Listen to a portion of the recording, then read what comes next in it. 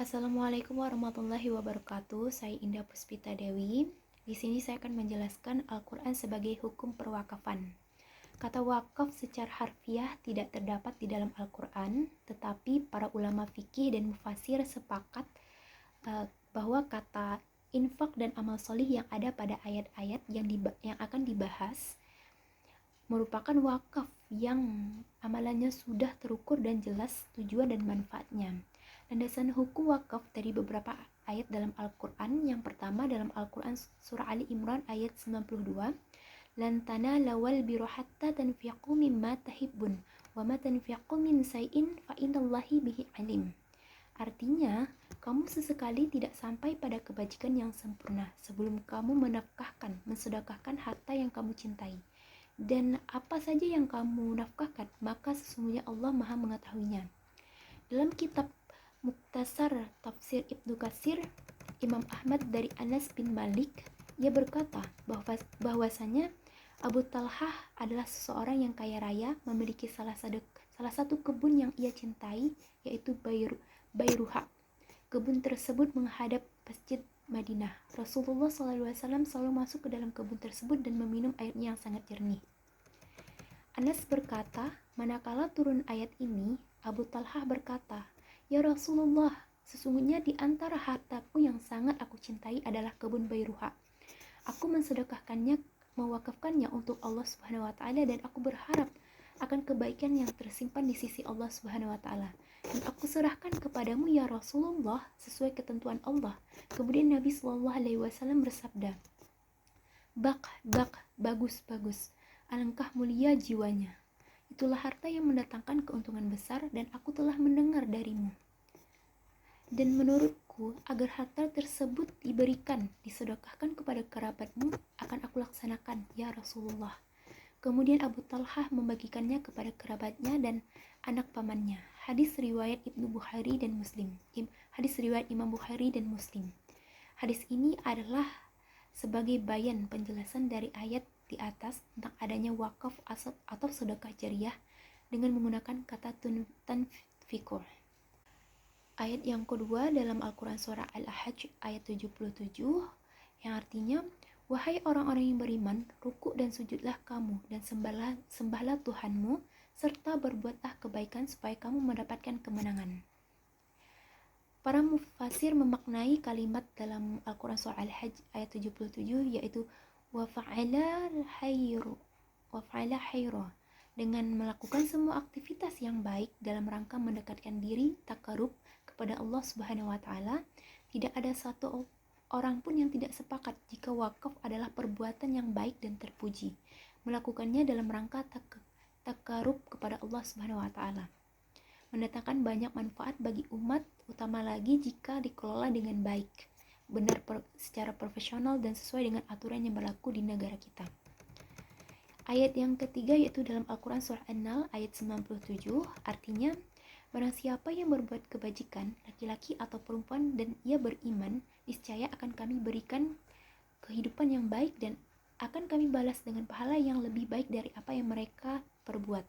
Dalam ayat tersebut ditemukan pada kalimat man amila solihan, yang maknanya bahwa siapa saja melakukan beberapa kebajikan, apakah dia seorang laki-laki atau seorang perempuan, dengan syarat ketika melakukan kebajikan yang itu dalam bingkai iman kepada Allah, maka pasti Allah akan berikan pahala yang baik di dunia dengan memiliki ciri-ciri. Yang pertama, orang tersebut memiliki sifat qanaah dalam menjalankan kehidupannya. Yang kedua, selalu berusaha memperoleh dan memiliki rezeki yang halal. Dan yang ketiga, selalu berusaha untuk mendapatkan keridhaan Allah Subhanahu wa taala dalam semua aktivitasnya yang dijalaninya. Adapun pahala akhirat adalah kelak akan dibalas dengan balasan yang lebih baik dari apa yang dilakukan di dunia, yaitu berupa surga Allah Subhanahu wa taala. Bila diperhatikan, ayat di atas tidak ada kata wakaf yang disebutkan secara eksplisit, melainkan yang ada dalam kata infak atau sedekah.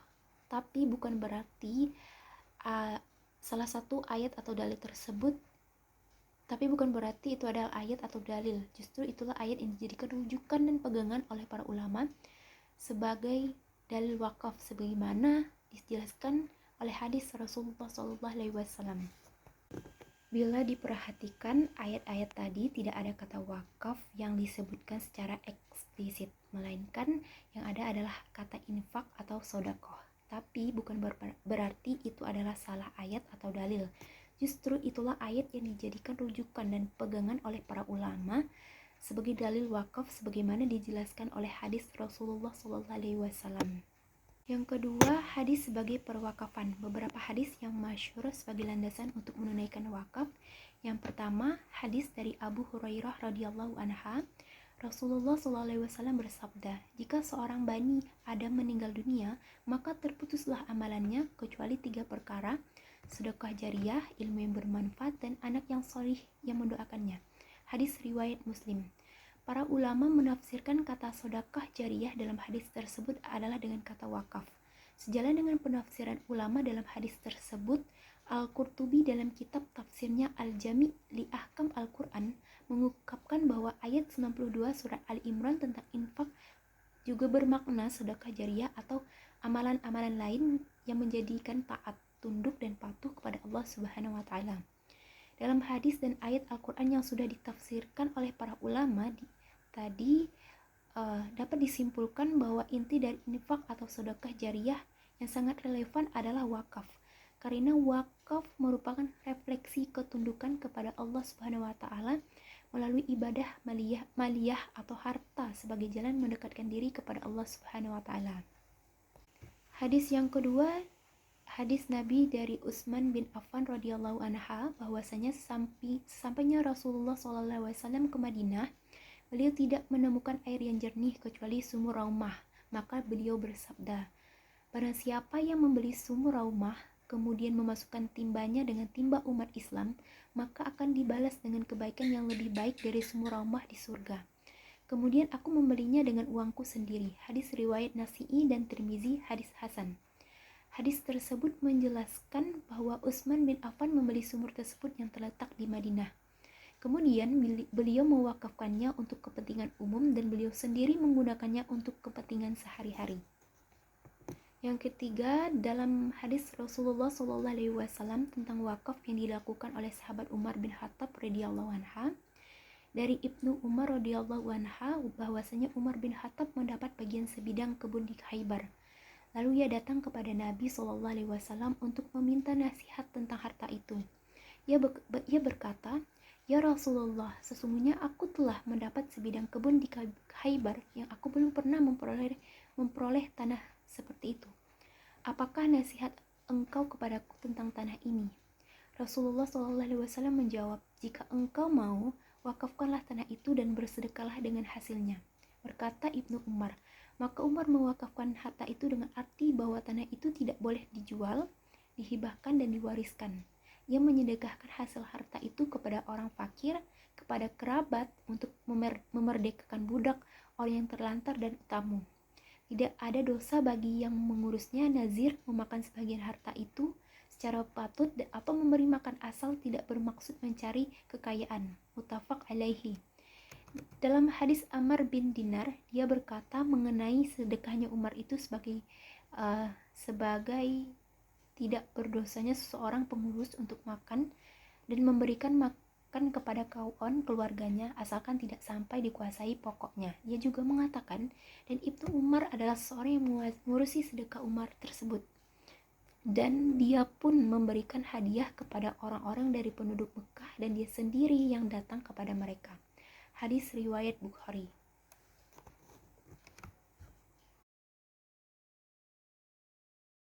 Assalamualaikum warahmatullahi wabarakatuh. Nama saya Yogi Mahendra, kelas HES 4B, NIM 1190455, Makul Fikih Wakaf. Baik, di sini saya sebagai pemateri kedua yang akan membahas tentang pendapat para ulama, imam mazhab tentang wakaf. Nah, seperti itu. Jadi, udah dijelaskan oleh pemateri pertama, Saudari Indah di atas. Saya akan melanjutkannya. Menurut para ulama, imam mazhab merupakan suatu perbuatan sunnah untuk melakukan kebaikan, seperti membantu pembangunan sektor keagamaan, baik pembangunan segi material maupun segi spiritual. Sebagai bahan komparatif perlu dikemukakan pendapat masing-masing imam mazhab. Nah, sekitar persoalan wakaf. Jadi di sini para imam mazhab juga berpendapat tentang wakaf tersebut. Siapa saja imam mazhab itu? Di sini keempat imam mazhab itu yang besar adalah mazhab Hanafi, ada mazhab Maliki, dan mazhab Syafi'i. Yang terakhir ada mazhab Hambali. Baik, kita akan bahas satu persatu menurut imam mazhab. Yang pertama kita akan ke pembahasan menurut mazhab Hanafi. Menurut pendapat Abu Hanafiyah, maka harta yang telah diwakafkan menurut mazhab ini tetap berada pada milik wakif. Nah, sebelumnya kita sering mendengar kata wakif pada makhluk ini. Apa itu wakif? Wakif adalah pihak yang mewakafkan harta. Nah, itu adalah artinya dari wakif. Jadi menurut Abu Hanafi adalah harta yang telah diwakafkan menurut mazhab ini tetap berada pada milik wakif dan boleh ditarik kembali oleh si wakif. Nah, jadi harta yang diwakafkan ini tetap milik wakif atau orang yang mewakafkan harta dan bisa ditarik kembali oleh dia. Jadi setelah kita misalnya si A mewakafkan sesuatu, mewakafkan tanah, nah itu tetap milik dia tanah itu dan bisa ditarik kembali tanahnya, seperti itu menurut Abu Hanafiyah. Jadi harta itu tidak berpindah hak milik, hanya hasil manfaatnya saja yang diperuntukkan untuk tujuan wakaf. Dalam hal ini Imam Abu Hanafiyah memberikan pengecualian pada 3 hal, yakni jadi menurut Hanafiyah ini sesuatu yang telah diwakafkan ini tetap milik si wakif dan bisa ditarik oleh kewakif dan bisa ditarik oleh si wakif lagi. Akan tetapi tidak terkecuali untuk 3 hal. Apa saja itu? Yang pertama itu adalah masjid, dan wakaf yang ditentukan keputusan pengadilan, dan yang terakhir adalah wakaf wasiat. Nah, ada 3 hal yang tidak bisa ditarik kembali oleh si wakif, yakni pertama masjid, yang kedua ada keputusan dari pengadilan, dan yang terakhir ada wakaf wasiat. 3 itu tidak bisa ditarik lagi menurut Imam Hanafiyah. Lalu kita lanjut kepada mazhab Maliki. Apa pengertian wakaf menurut mazhab Maliki ini? Kemudian bila dilihat dari definisi mazhab Maliki, sebagaimana disebutkan sebelumnya, harta yang diwakafkan itu menurut Malikiyah tetap menjadi milik si wakif. Nah, Malikiyah menyatakan tidak diperbolehkan mentransaksikan atau mentasyarufkan. Nah, mentasyarufkan, apa itu mentasyarufkan? Mentasyarufkan itu orang yang menggunakan apa? Menggunakan barang wakafan tersebut. Nah, mentasyarufkannya baik dengan menjualnya, mewariskannya, atau menghibahkannya selama harta itu diwakafkan. Jadi tidak boleh menghibahkan dan mewariskan selama harta itu yang diwakafkan tersebut. Menurutnya boleh wakaf untuk waktu tertentu, bukan sebagai syarat bagi Maliki selama-lamanya. Jadi menurut Maliki itu hanya dalam waktu tertentu, bukan untuk selama-lamanya barang yang diwakafkan. Bila habis jangka waktu yang telah ditentukan, maka boleh mengambilnya lagi walaupun benda itu untuk masjid. Nah, contohnya kita mewakafkan sesuatu barang seperti itu kan, menurut Imam Maliki ini boleh diambil lagi barangnya walaupun barang itu untuk keperluan umum, contohnya di masjid, seperti itu. Itu menurut Maliki. Sedangkan tadi kata menurut Imam Hambal itu tidak boleh diambil lagi. Ada 3 yang tidak boleh diambil lagi, yaitu yang pertama adalah masjid, wakaf untuk masjid, dan pengadilan dari keputusan pengadilan, dan yang terakhir itu ada wakaf wasiat, itu tidak boleh, tidak bisa diganggu gugat. Sedangkan menurut Maliki itu boleh walaupun itu wakaf untuk masjid. Lalu kita kepada Imam mazhab Syafi'i. Menurut Imam Syafi'i, harta yang diwakafkan terlepas dari si wakif menjadi milik Allah dan berarti menahan harta untuk selama-lamanya, seperti itu. Karena tidak boleh wakaf yang ditentukan jangka waktunya seperti yang dibolehkan Maliki. Alasannya ialah seperti hadis yang diriwayatkan oleh Ibnu Umar mengenai tanah Khaibar. Asy-Syafi'i memahami tindakan Umar mensedekahkan hartanya dengan tidak menjualnya, mewariskannya, dan tidak menghibahkannya juga sebagai hadis. Karena Nabi melihat tindakan Umar itu dan Rasulullah itu hanya diam, maka tergolong diamlah Rasulullah, hadis takriyah walaupun telah didahului hadis qauliyah. Nah, jadi ketika Rasulullah diam berarti itu dia membolehkan, Rasulullah itu membolehkan apa yang dilakukan oleh tadi Ibnu Umar. Lalu untuk yang terakhir ada mazhab Hambal. Nah, bagaimana pemandangan mazhab Hambal ini tentang wakaf? Menurut Ahmad bin Hambal mengatakan wakaf terjadi karena 2 hal. Yang pertama, karena kebiasaan atau perbuatan bahwa dia itu dapat dikatakan mewakafkan hartanya bila telah jelas seseorang mewakafkan hartanya. Jadi menurut Imam Hambal ini, bila seseorang mewakafkan hartanya, nah itu adalah kebiasaan, termasuk ke dalam kebiasaan. Jadi misalnya si A mewakafkan barang ke si B, itu sebuah perbuatan atau kebiasaan menurut Imam Hambal. Lalu bila telah jelas seseorang mewakafkan hartanya, maka si wakif tidak mempunyai kekuasaan bertindak atas benda itu, dan juga menurut Hambali tidak bisa menariknya kembali. Nah, jadi menurut Imam Hambali ini ketika si A mewakafkan barang kepada si B itu si A ini sudah tidak bisa mengambilnya kembali, tidak bisa menariknya kembali, tidak punya kekuasaan untuk atas barang tersebut yang telah diberikan. Sedangkan menurut tadi mazhab Hanafi itu masih boleh ditarik kembali dan masih mempunyai hak, kecuali ada 3 yang tadi: masjid, keputusan pengadilan, dan juga wakaf wasiat, seperti itu. Hambali menyatakan benda yang diwakafkan itu harus benda yang dapat dijual.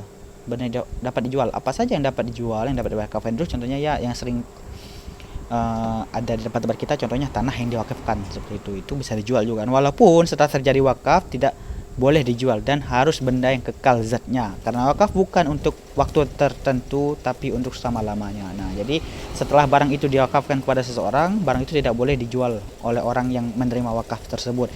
Jadi menurut Hambali juga wakaf itu adalah bukan dalam jangka waktu tertentu. Jadi aku wakafkan tanah ini selama sekian tahun, nanti aku ambil kembali, tidak, akan tetapi untuk selama-lamanya. Itu menurut mazhab Imam Hambali. Baik, sekian mungkin itu yang dapat saya jelaskan tentang pendapat mazhab, tempat mazhab tentang wakaf tersebut. Ada dari Imam Hanafi, yang tadi poinnya adalah Imam Hanafi mengatakan bahwa wakaf itu si wakif masih memiliki hak atas barang yang diwakafkannya dan juga bisa mengambil kembali barang yang diwakafkannya, terkecuali ada 3 hal yang tidak bisa diambil kembali, yaitu yang pertama adalah masjid, yang kedua adalah keputusan pengadilan, dan yang terakhir adalah wakaf wasiat. Itu menurut mazhab Hanafi. Sedangkan menurut mazhab Maliki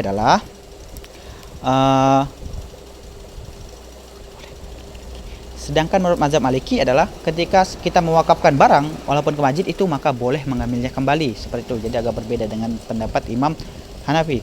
Lalu untuk Imam Syafi'i membolehkan jangka waktunya. Jadi wakaf itu tidak ditentukan oleh jangka waktunya menurut Imam Syafi'i, seperti itu. Lalu untuk mazhab Hambali, menurut mazhab Hambali ini adalah wakaf itu bukan hanya untuk waktu yang tertentu. Jadi wakaf itu adalah untuk selama-lamanya, dan barang yang sudah diwakafkan tidak boleh dijual oleh si penerima wakaf, seperti itu. Jadi itu menurut pandangan keempat imam mazhab yang kita pelajari pada makul fikih wakaf ini. Apabila terdapat kesalahan dan kekurangan dalam penyampaian penjelasan materi ini, saya mohon maaf yang sebesar-besarnya. Akhirul kalam, wabillahi taufiq wal hidayah. Wassalamualaikum warahmatullahi wabarakatuh.